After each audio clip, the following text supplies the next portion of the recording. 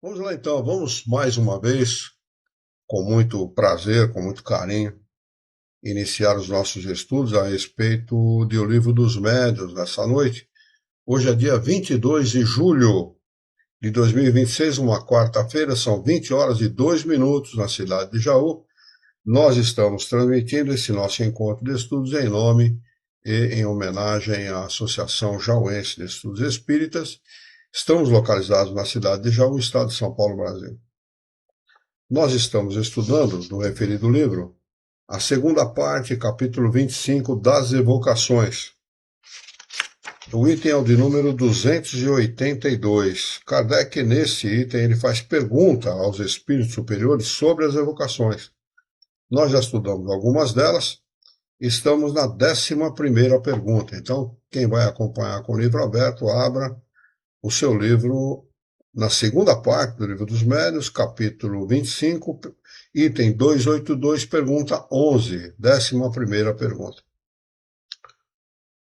Nessa 11ª pergunta, Kardec pergunta o seguinte aos espíritos superiores: será inconveniente evocar espíritos?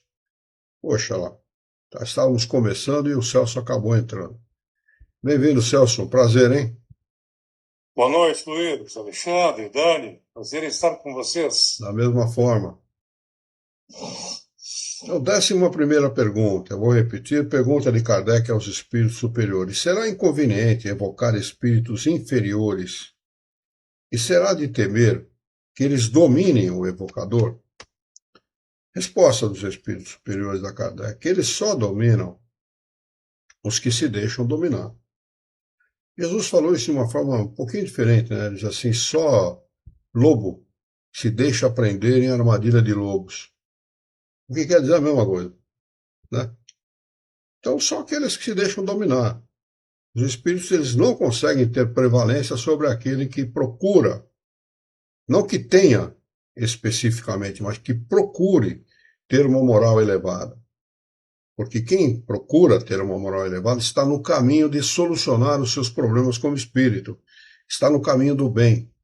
Eu costumo dizer, faz parte da solução e não do problema, né? Então é isso. Quando eles encontram a barreira moral séria, honesta, né, que se dedica a adquirir esta moralidade, eles não têm prevalência, não, de hipótese alguma. Eles podem até tentar, vão tentar mesmo e tal. Existem aqueles que são obstinados, né?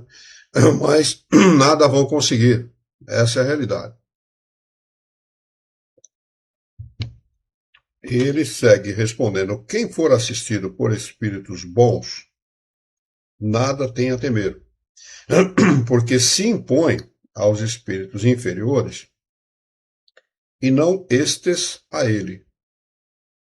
Os médiuns, quando sós, principalmente quando iniciantes, devem evitar essa espécie de evocações. Então, por que o médium, quando está iniciante, ele deve evitar? Porque ele ainda não tem a experiência necessária. Isso vale para qualquer coisa na vida, qualquer profissão, qualquer atividade, qualquer coisa na vida. Né? Nós devemos primeiro ter experiência, adquirir essa experiência ao longo do tempo, observando outros que tenham mais experiência que a gente, participando dos trabalhos, né? E adquirindo a experiência necessária para poder, sem temor, com segurança, lidar com qualquer tipo de espírito. E isto só se adquire de duas maneiras. Primeiro, estudando a doutrina dos espíritos. Porque fé é uma coisa que você vai adquirir, confiança nos espíritos superiores, você só vai adquirir estudando a doutrina dos espíritos. E essa confiança leva você a ter a segurança necessária para lidar com os espíritos sem temor. E esse temor é natural. É natural, até porque a memória atávica que nós temos é aquela que a Igreja Católica impôs à maioria de nós. A questão do céu, do inferno, de um Deus punitivo, né, de um Deus antropomórfico, a forma de homem e tal. É um Deus pequenininho que se vinga e tal. levanta de humor, tem o dia que ele levanta com bom humor, outro dia ele levanta de mau humor, então hoje eu vou punir fulano e tal. E não tem nada a ver. Quando você estuda a doutrina espírita, você passa a entender as leis de Deus, as leis que regem o universo, que transforma todos os homens em seres exatamente iguais uns aos outros, sem preferência. Ninguém tem preferência. Por melhor que ele seja posicionado na sociedade, por mais bens espirituais que ele, bens materiais que ele possua, por mais autoridade que ele tenha, política ou policial, seja lá o que for, ele não tem preferência nenhuma por parte do Criador. Às vezes tem muito mais proteção, vamos dizer assim, entre aspas, né, proteção dos bons espíritos, um ser simples, de uma categoria social mais baixa do que um desses potentados aí da sociedade.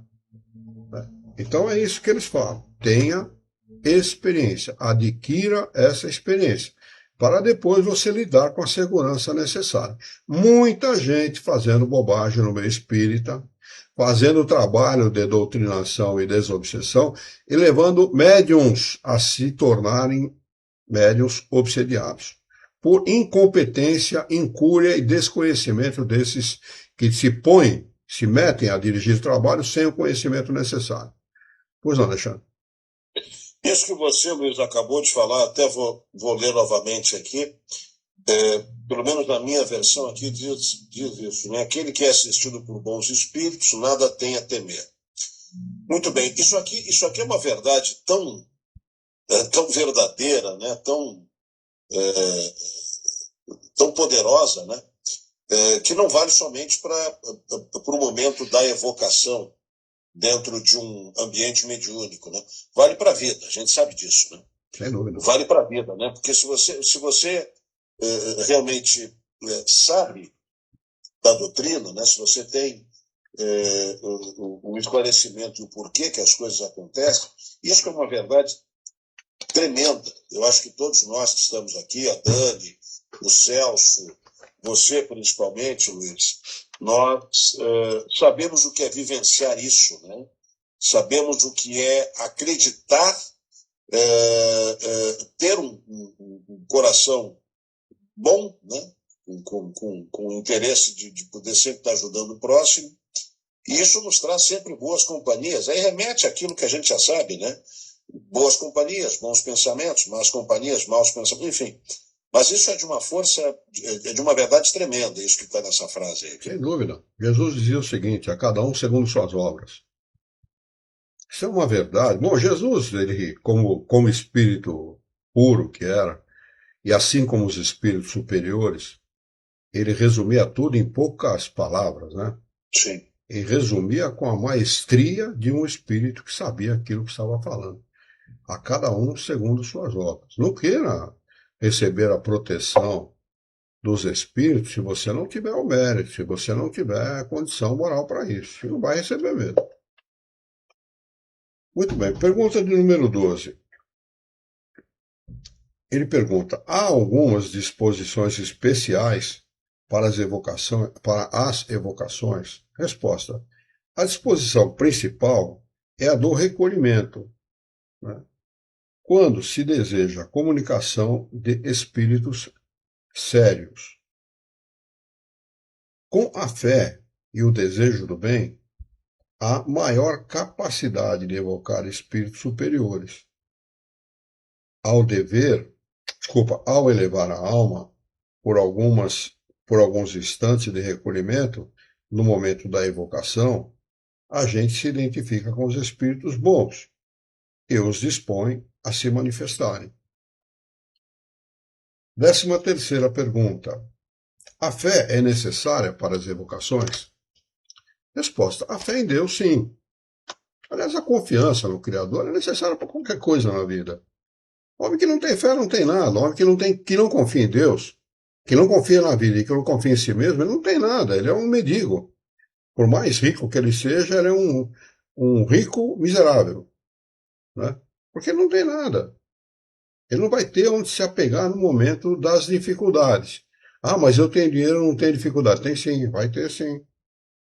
Vai ter. Com certeza vai ter. A saúde te pega no meio do caminho, a falta dela, a falta de paz, a falta de segurança, a falta. Bom, inclusive, a vida, ela inclui as vicissitudes da vida, os problemas. Quando a gente encarna, a gente compra o pacote completo. É como viagem turística, né? Quando você vai para algum lugar, aí tá, tem lá um passeio incluído na viagem, né? Você comprou o pacote, então aquele passeio está à sua disposição. Só que na viagem turística você pode optar por não fazer o passeio. Aqui não tem como optar. Aqui você vai estar sujeito, como dizem os espíritos, às vicissitudes da encarnação.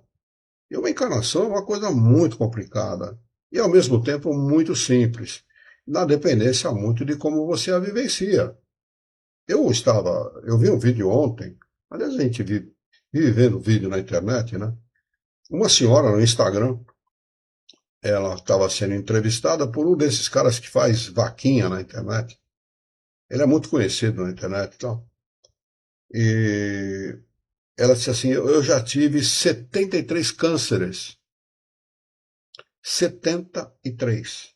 Ela tinha este olho aqui completamente tampado por uma pele, eu não sei se ali foi cirurgia que ela sofreu e tampou completamente, o nariz completamente afundado e uma mancha preta aqui desse lado, que provavelmente era o último. Ele falou, está me incomodando muito, eu acho que eu vou ter que passar por mais uma cirurgia.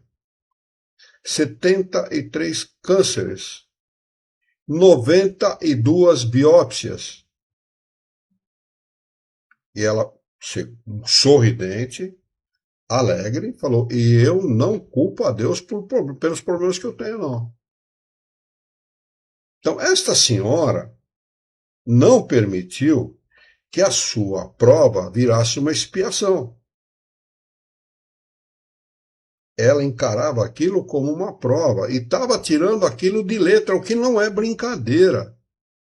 Nós, encarnados aqui nesse mundo, sabemos o quanto custa uma cirurgia, o quanto custa um tratamento médico dolorido, o quanto isto é sofrido, o quanto isto traz para o espírito insegurança, sofrimento, dor, lágrimas, enfim, tudo isso. Né? Então, é preciso a gente visualizar isso. A vida é assim. Se você quiser ter menos problema na vida, seja equilibrado, tenha o equilíbrio necessário. Cuide da maneira de pensar. Tudo reside aí, tudo. Quando Jesus falou isso, ele disse assim, vigiai e orai. Todo mundo fala orai e vigiai, mas é o contrário. Vigiai e orai para não cairdes em tentação. Mas primeiro vigiar, orar é secundário. É preciso vigiar. E as pessoas não se dão conta dessa responsabilidade que tem para consigo mesmo. Não é para com o próximo, não, para consigo mesmo. E não se dão conta disso. E tem problemas, e problemas graves, problemas sérios, por conta desse tipo de imprudência. Que é uma imprudência, nada mais do que isso. Leva uma vida irregular, uma vida sem dar muita importância àquilo que deve ter importância, que é a nossa moralidade, não é? E se deixa levar por essas circunstâncias e vai arcar com essa responsabilidade lá na frente. Lá na frente, problemas, doenças, desequilíbrios emocionais, psicológicos e tal. Por isso que o mundo aí vive cheio de gente tomando barbitúrico, antidepressivo e uma série de coisas, porque se não for coisa do passado, é coisa gerada agora pelo presente. E muita gente gera esse tipo de problema para si. Muita gente gera. Quantas pessoas, isso eu fiquei estarrecido de ouvir outro dia, quantas pessoas, donas de casa, usam maconha, achando que isso não tem problema nenhum. Isso é uma coisa normal, é como cigarro. É mentira o que estão contando para vocês.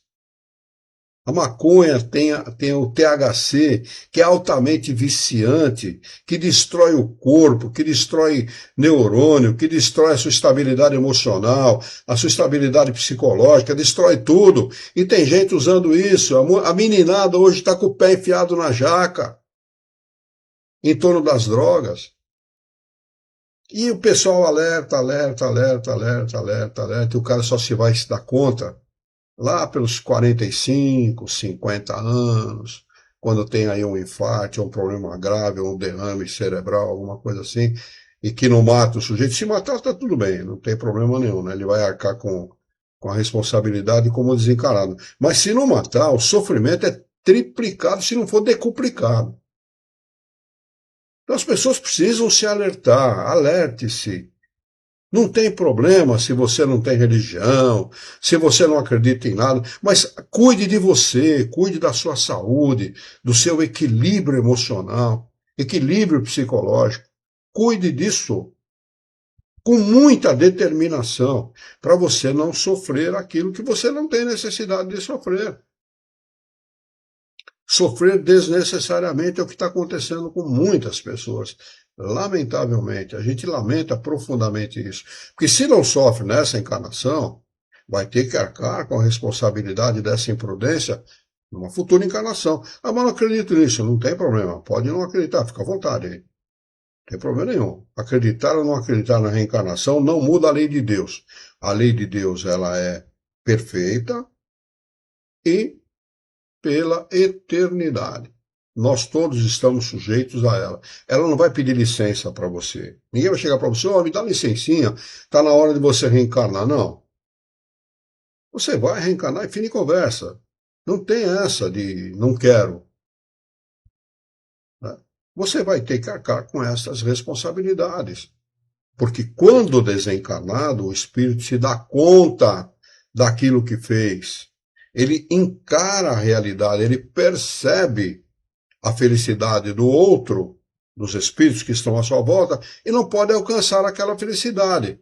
É a mesma coisa que está sedento ver o copo de água e não poder beber.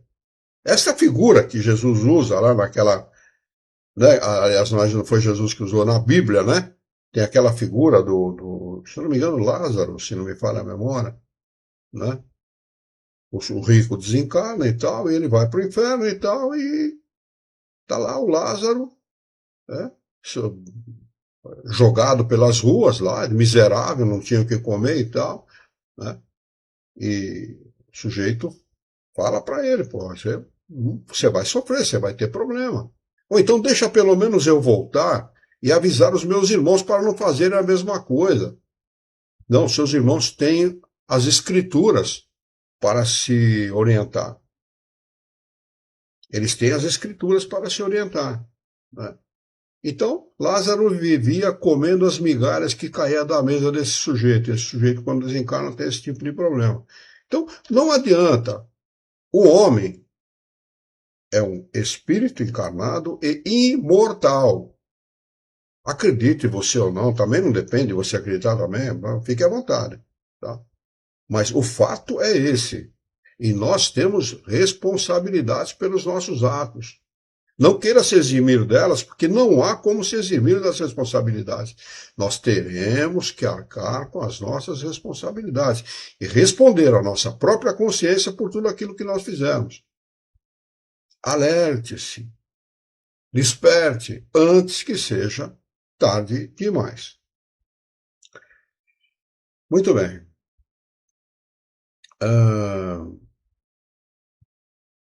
Ele acaba arrematando a resposta da seguinte forma: quanto ao mais, a fé se desenvolverá com o desejo do bem e a intenção de instruir-se.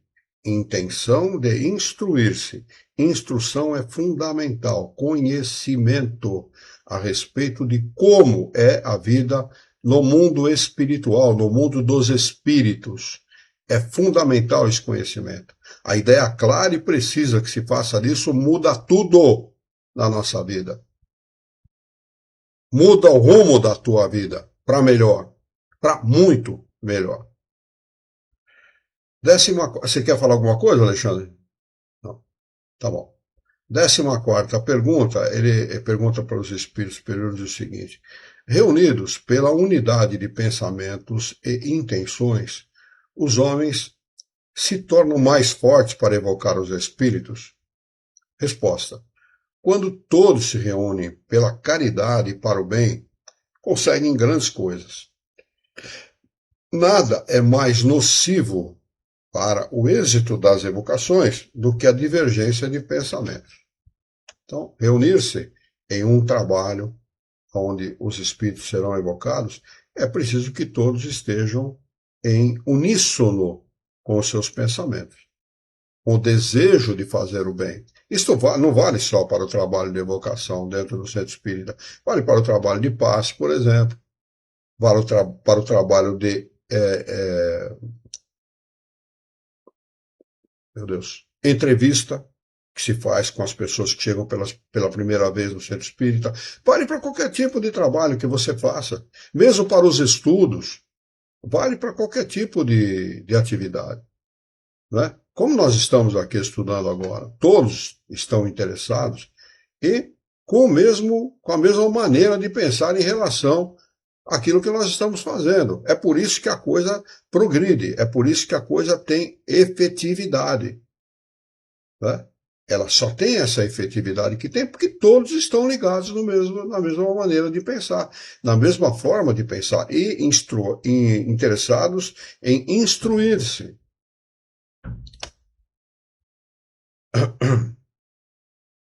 15ª pergunta. É útil o hábito de formar corrente, dando as mãos por alguns minutos, no começo das reuniões?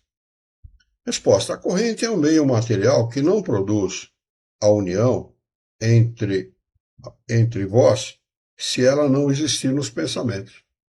Então, a melhor corrente que existe é o pensamento. Alexandre está em Florianópolis, a Dani aqui em Jaú, o Celso, pelo que me consta, lá em Porto Alegre, eu aqui em Jaú também. Então, nós todos estamos reunidos pelo pensamento, independentemente de estarmos dando as nossas mãos ou não. Não tem o menor significado. Isso é coisa construída aí ao longo do tempo por aqueles que não se instruíam, por aqueles que pensavam, imaginavam que a matéria tem prevalência, tá, sobre o pensamento, sobre o espírito. Não tem. Pensamento é tudo. A matéria é nada, porque o pensamento ele vem do espírito. A inteligência, o pensamento, ela reside no espírito. E o espírito é tudo, a matéria é nada.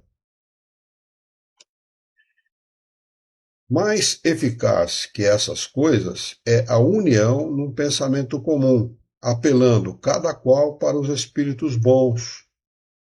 Não sabeis o que se poderia obter numa reunião séria, da qual se houvesse afastado todo o sentimento de orgulho e de personalismo, reinando um perfeito sentimento de muita cordialidade. Olha, eu trabalhei durante vários anos, 11 anos e meio lá na Sociedade de Estudos Espíritas 3 de Outubro, por 7 ou 8 anos aqui no Antônio de Paula, e mais uns 5 anos, 6 anos aqui no Verdade e Luz, num grupo de vibração de curas à distância. Olha, vocês não fazem ideia o que este grupo alcança de êxito no trabalho. Gente, lá no 3 de outubro, gente que era tratada em Portugal, se sentiu muito melhor, diz que foi curada, eu não sei se isso é verdade ou não, a pessoa entra em contato com uma pessoa que fazia parte do grupo que foi curada e tal, se sentiu bem. Mas era comum as pessoas dizer, eu vi o médico entrando no meu quarto, que era feito às 8 horas da manhã, o trabalho, e se pedia para a pessoa, se possível, ficar deitada, com pensamento elevado, escutando uma música boa, lendo um livro bom e tal, ou seja, pensamento dirigido para coisas boas, né? E era comum as pessoas verem médico entrando, espíritos entrando no quarto, dando assistência, ajudando, auxiliando, era muito comum isso. Então a comunhão de pensamentos em torno de algo bom constrói coisas maravilhosas, muito boas. Só depende muito desta unanimidade no sentido de se formar essa corrente de pensamentos com bons propósitos. 16ª pergunta. É preferível fazer as evocações em dias e horas determinados? Resposta sim. E, se possível, no mesmo local. Os espíritos então, comparecem mais à vontade. A vossa constância ajuda os espíritos a virem comunicar-se convosco. Eles têm as suas ocupações, que não pode deixar de repente. Por isso que marcar dia e hora e no local certo é importante para eles também. Não é? De repente, para as vossas satisfação pessoal. Quando digo ao mesmo local, não me refiro a uma obrigação absoluta, pois os espíritos vão a toda parte. Quero dizer que é preferível um local consagrado às reuniões, porque o recolhimento se torna mais perfeito. E, aliás, fluidicamente o ambiente vai estar preparado para receber esses espíritos. Porque os bons pensamentos higieniza fluidicamente o local e facilita não só a vinda, como a permanência desses espíritos junto conosco. 17ª pergunta. Certos objetos, como medalhas, talismãs, têm propriedade de atrair ou repelir os espíritos, como pretendem algumas pessoas? Resposta dos espíritos. Olha o que eles respondem para Kardec. Pergunta inútil. Pergunta inútil. Pois sabeis que a matéria não exerce nenhuma ação sobre os espíritos. Então, aquela figuinha que você tem, pendurada com fitinha vermelha atrás da porta, aquilo ali, nada. É a mesma coisa. As pessoas mantêm por uma questão de tradição. O pai fazia, a mãe fazia, o avô fazia, sei lá. Então as pessoas mantêm isso, mas não tem valor nenhum, validade nenhuma para atrair bons espíritos ou para afastar os maus. Nenhuma. Nada que a matéria vai atrair ou repelir espíritos. Ficai certo de que jamais um espírito bom aconselha semelhantes absurdos. A virtude dos talismãs de qualquer natureza só existe na imaginação das criaturas supersticiosas. E por quê? Somente na imaginação das criaturas supersticiosas? Pela falta de maturidade, que só é alcançada com o estudo da doutrina espírita, conhecendo como funciona o mundo dos espíritos. A doutrina espírita, ela tem este objetivo, esclarecer o homem a respeito dos espíritos, de quem são eles, como eles agem, como é o mundo espiritual, como eles trabalham, como eles pensam, o que eles fazem. Esse é o propósito. O Espiritismo é uma ciência que trata da natureza, origem e destino dos espíritos, bem como de suas relações com os encarnados. Está lá no preâmbulo do livro que é o Espiritismo. Tá? Assim, Kardec define o Espiritismo, uma ciência que trata da natureza, origem e destino dos espíritos, bem como de suas relações com os encarnados. Esse é o propósito dessa ciência. É uma ciência nova, que trata de assuntos novos, até estabelecer na cabeça do homem a maturidade necessária para que ele lide com isso com a naturalidade com a qual ela tem que ser lidada mesmo. E não há nada de anormal, de maravilhoso, de sobrenatural na doutrina espírita. Nada. Tudo faz parte da normalidade. Está dentro da normalidade das leis de Deus. Apenas o homem dá o caráter diferente disso que eu estou falando. O caráter de maravilhoso, de sobrenatural e tal. Não existe isso. A doutrina espírita prova que isso não é assim.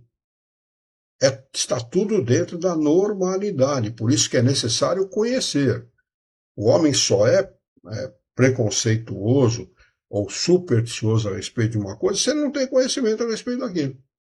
Tá? É que nem aquela meninada que chegava na porta do cemitério, não falava, corre, e todo mundo saia correndo. Né? Meninada brinca assim, né? Por quê? Ninguém está falando corre, deve ser para correr mesmo, né?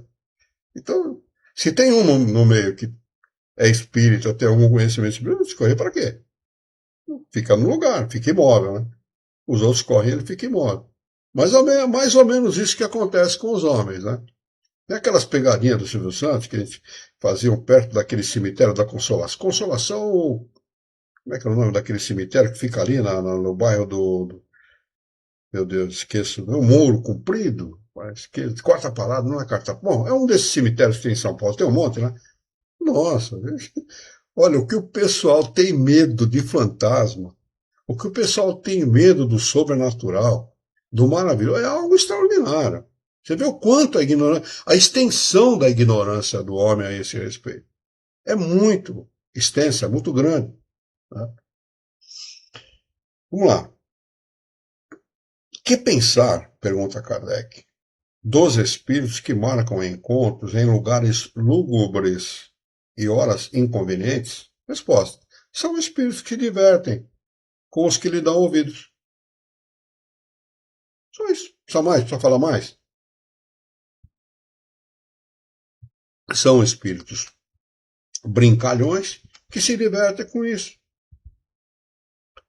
É sempre inútil e frequentemente perigoso ceder a essas sugestões. Inútil porque nada absolutamente se ganha, além de ser mistificado, enganado. E perigoso, não pelo mal que os espíritos possam fazer, porque eles não podem fazer mal nenhum. Né? Só o encarnado pode fazer mal para o encarnado.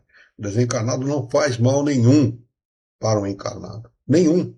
A não ser que esse encarnado se ligue pelo pensamento a um espírito perverso. Ele seja perverso, ele vai estar sujeito ao espírito perverso. Fora disso, eles não têm acesso, eles não podem fazer mal ao encarnado.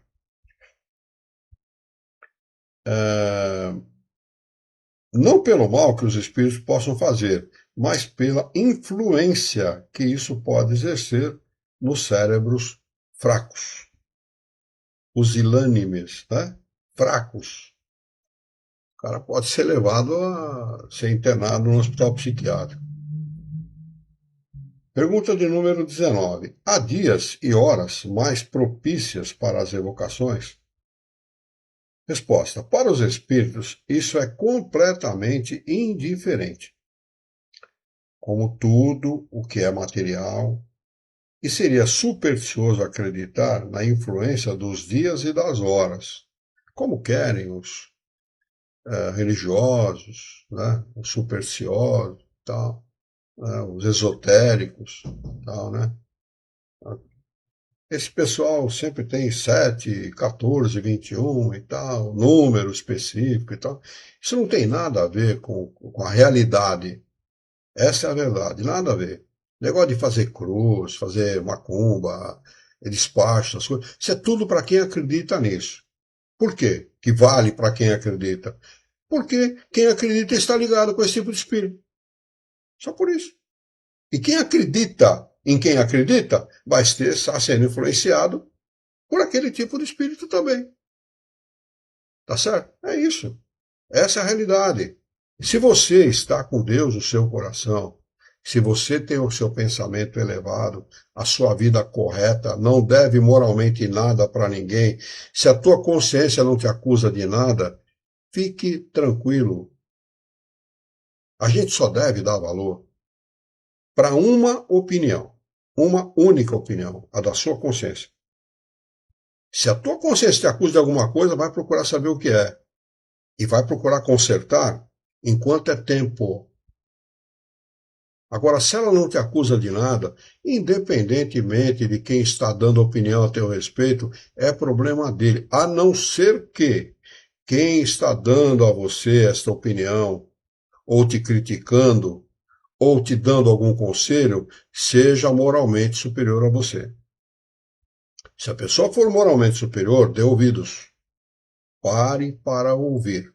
Analise, pondere e veja se isso merece a sua atenção. Caso não dê ouvidos para ninguém. Consulte a sua consciência. A minha consciência não me acusa de nada. Problema de cada um. Quando a gente se expõe, como é o meu caso, eu me exponho, coloco vídeos na internet, você recebe as mais diversas críticas. É natural, cada um entende a sua forma, a sua maneira.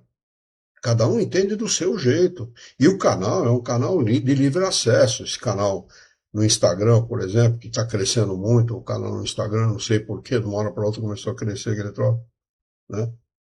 É de livre acesso para todo mundo. Então as pessoas têm o direito de comentar o que elas quiserem. Agora, pergunto para minha consciência, eu estou no caminho certo? Eu estou no caminho do bem? Estou, então. Que se dane, né? Vamos lá.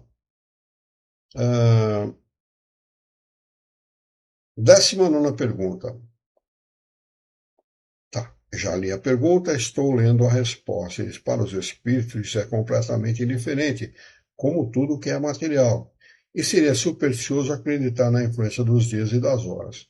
Os momentos mais propícios são aqueles em que o evocador esteja menos absorvido pelas suas preocupações habituais, materiais, do dia a dia, do cotidiano, da vida, em que o seu corpo e o seu espírito esteja mais calmo.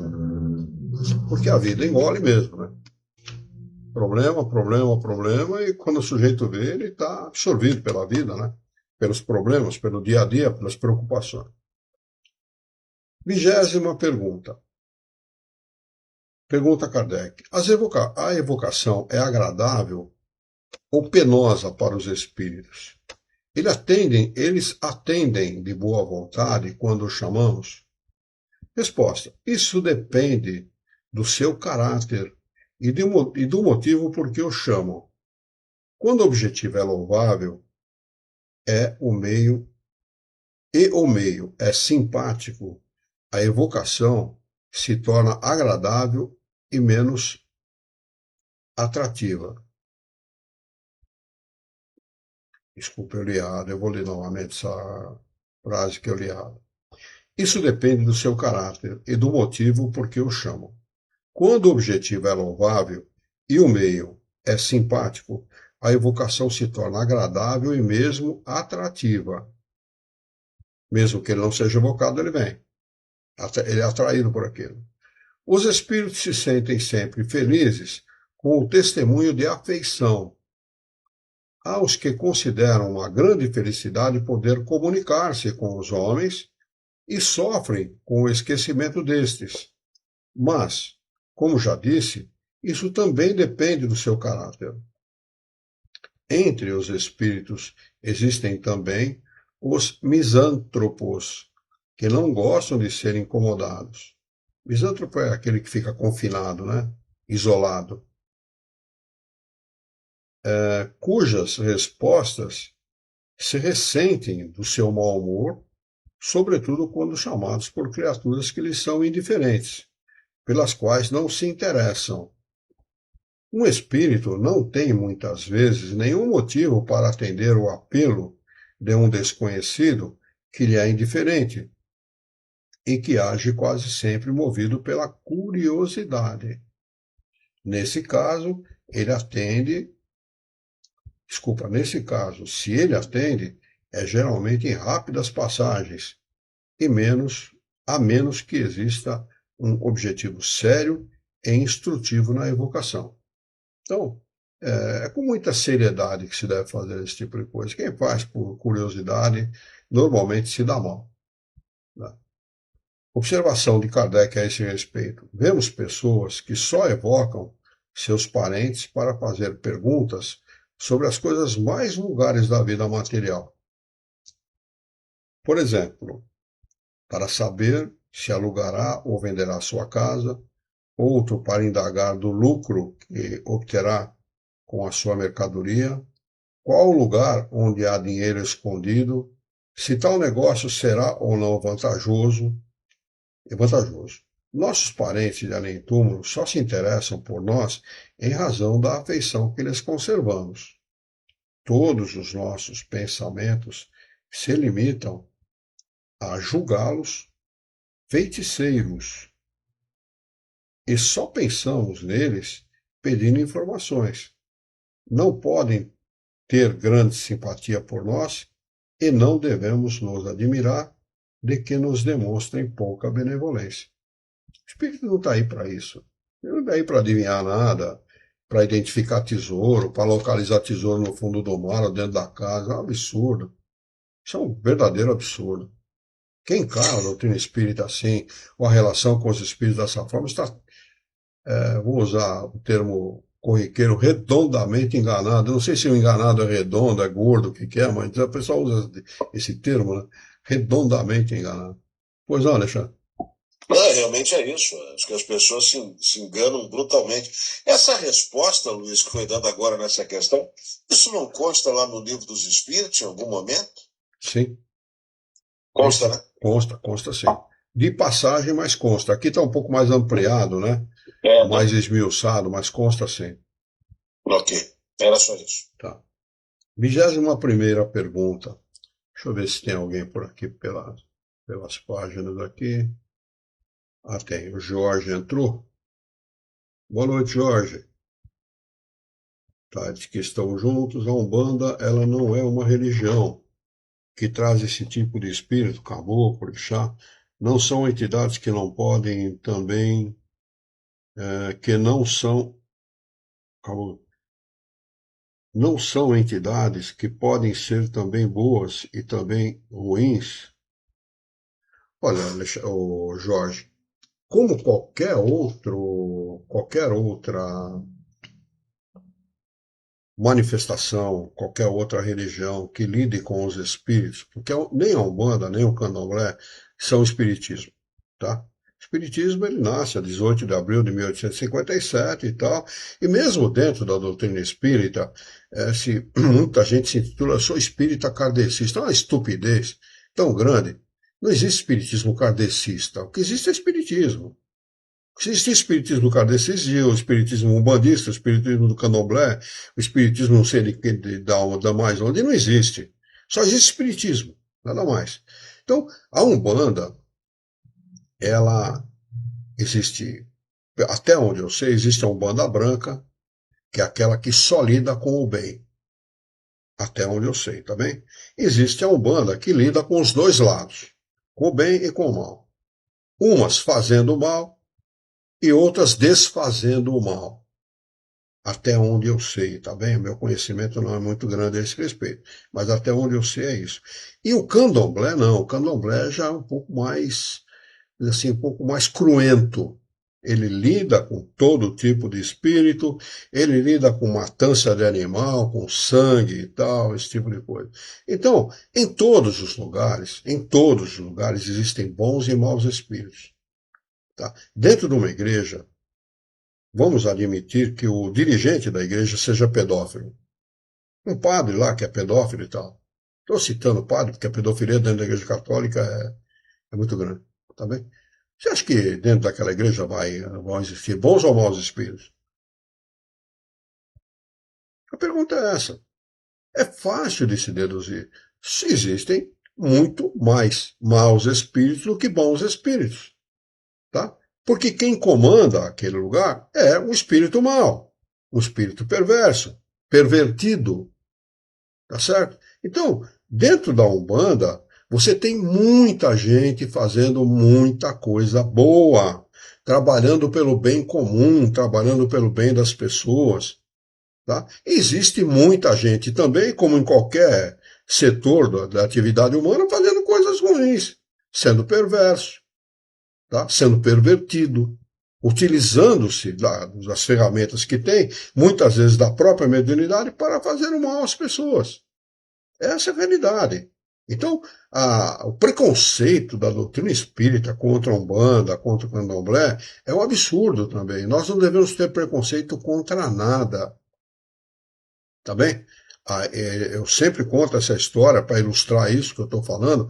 No Rio de Janeiro, é muito comum as rodas. Isso é feito nas calçadas. Essas rodas são feitas por umbandistas, tá? Que ficam dando passe no meio da rua.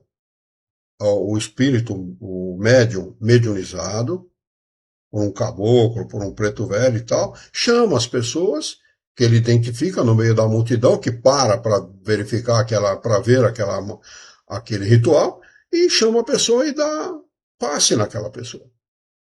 Tá? Muito bem. Um diretor de um centro espírita preconceituoso contra a Umbanda, estava passando numa dessas rodas, parou e o preto velho chamou, aquele preto velho que estava ali, chamou ele, deu passe nele e tal, e ele foi embora. Ele não se negou a tomar o passe, mas com todo o preconceito do mundo. Muito bem. Numa reunião de diretoria que houve no centro espírita dele, reunião de diretoria na qual se permitiu a manifestação do diretor espiritual da casa. Ele perguntou, ele falou, posso fazer uma pergunta para o senhor? Eu disse, pois não, pode falar, meu filho. Ele falou, eu estou com uma ferida na perna e tal, assim já faz algum tempo e tal, eu queria pedir a sua ajuda para saber se existe alguma coisa que eu posso fazer para melhorar essa ferida e tal. Ele falou, mas você não fez ainda aquilo que eu te indiquei lá na roda? Então, esse espírito que estava se manifestando entre os umbandistas, ajudando as pessoas, é o mesmo que trabalhava no centro espírita dele. Então, espírito bom está aonde pessoas tenham o propósito sério de fazer o bem pelas pessoas, independente da denominação, independente da religião. O bom espírito ele se atrela a bons pensamentos, a determinação de fazer o bem. Essa é a realidade. Eu não sei se ilustrou a sua pergunta, mas é isso, viu? Tá bem? Muito bem. Vamos lá, vamos dar sequência aqui aos nossos estudos de hoje. Obrigado pela sua presença, viu, Jorge? Sempre é um prazer tê-lo conosco.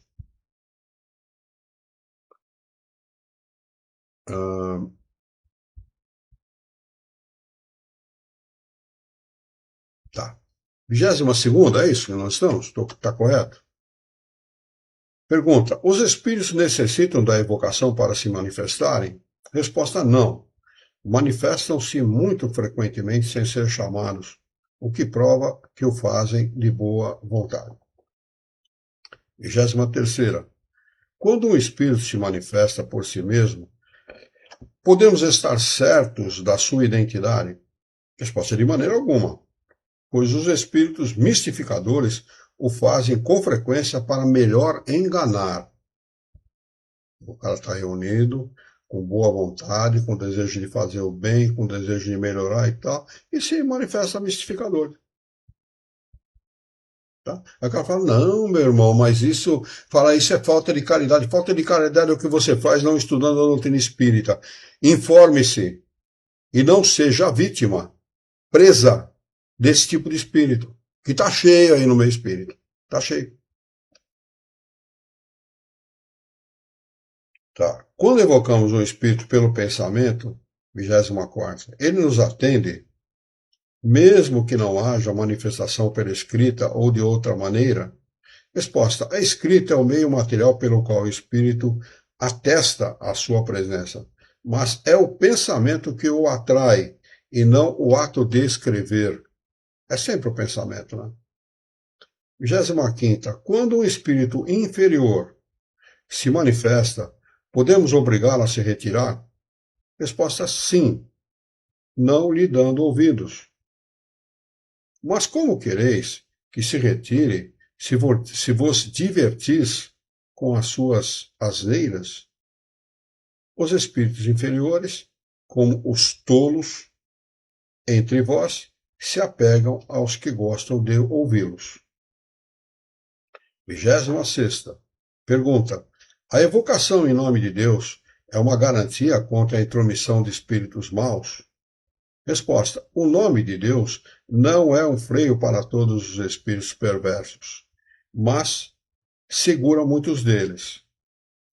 Por esse meio, sempre afastais alguns, e muitos mais afastareis, se o pronunciares do fundo do coração, e não como fórmula banal. Não adianta citar o nome de Deus se isso não estiver dentro de você, se você não estiver sentindo isso. 27ª pergunta. Poderíamos evocar nominalmente muitos espíritos ao mesmo tempo? Resposta: não há para isso nenhuma dificuldade. Havendo 3 ou 4 mãos para escrever, 3 ou 4 médios, naturalmente, Os 4 espíritos responderão ao mesmo tempo. É o que acontece quando dispomos de muitos médiuns. Isto não pode e não deve acontecer quando não houver médiuns escreventes. Quando for só médiuns falantes, isso não deve acontecer. Porque muitos falando ao mesmo tempo, ninguém vai entender nada e não vai se aproveitar a mensagem do Espírito. Questão de lógica. Né? 28ª pergunta. Quando muitos espíritos são evocados de uma vez, com um médium só, qual o que responde? Resposta. Um deles responde por todos e exprime o pensamento coletivo. 29ª questão. O mesmo espírito poderia comunicar-se ao mesmo tempo, na mesma sessão, por 2 médiuns diferentes? Resposta. Tão facilmente como entre vós, certos homens ditam muitas cartas de uma vez. O espírito ele pode influenciar vários médiuns ao mesmo tempo, no mesmo lugar, em lugares diferentes.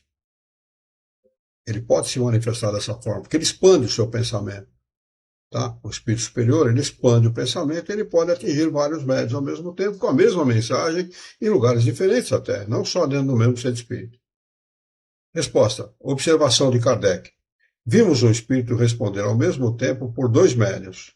As perguntas que lhe faziam, por um em francês e por outro em inglês, sendo idênticas as respostas quanto ao sentido e algumas mesmo verdadeiras traduções literais. 2 espíritos evocados simultaneamente por 2 médiuns podem travar uma conversação, não necessitando dessa forma de comunicação, desde que leem reciprocamente seus pensamentos, assim o fazem para nossa instrução. Se forem espíritos inferiores, estando ainda imbuídos das paixões terrenas e das ideias que tiveram na vida corpórea, pode acontecer que briguem e troquem palavrões, que se acusem mutuamente e até mesmo que atirem o lápis, as cestas, as pranchas e etc., um no outro. Eu imagino as experiências pela qual Kardec deve ter passado. Deve ter sido experiências realmente significativas.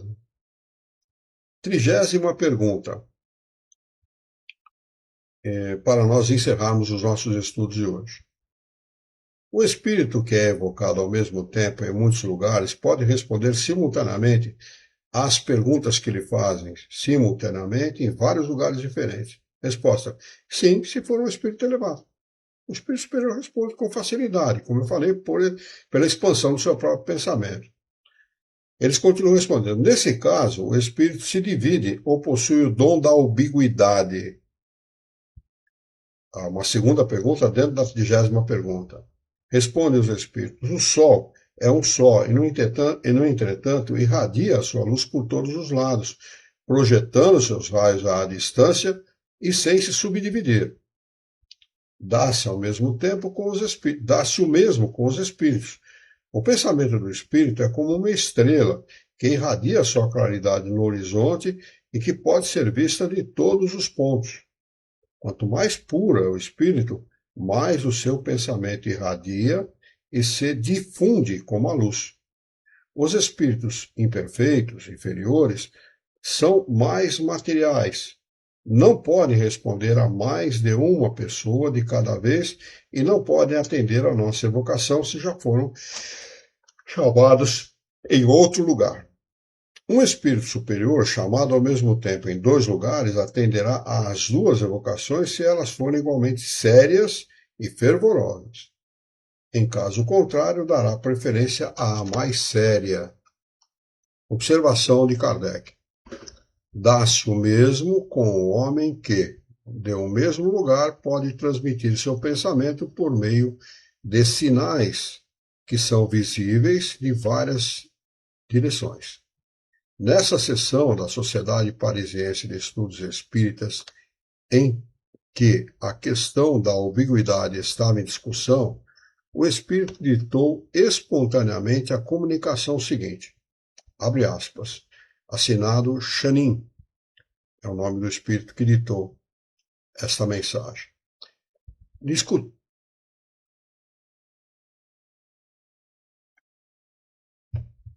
Discutíeis sobre a hierarquia dos espíritos quanto à ubiguidade.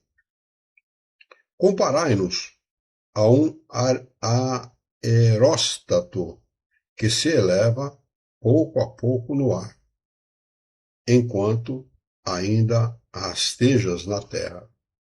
Só um pequeno círculo de pessoas pode vê-lo. À medida que se eleva, o círculo se alarga e, quando atinge certa altura, é visto por uma infinidade de pessoas. O mesmo acontece conosco. Um espírito mau, ainda apegado à terra, fica num círculo restrito de pessoas que o veem.